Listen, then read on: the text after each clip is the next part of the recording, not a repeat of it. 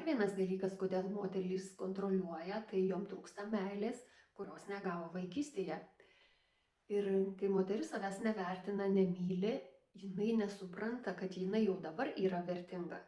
Ir kaip patvirtinimo ieško iš išorės, tai yra iš kito žmogaus, iš partnerio, kad jai jis tą patvirtinimą duotų.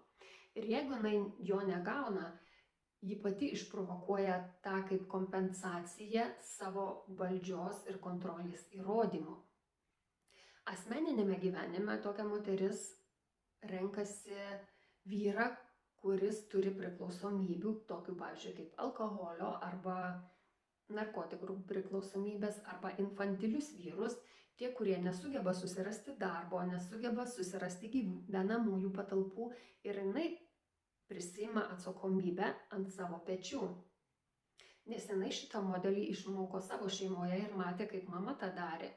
Ir jeigu mama nevertino vyro ir sakė, iš vyro nieko gero nesulauksi ir todėl jinai užsideda viską ant savo pečių.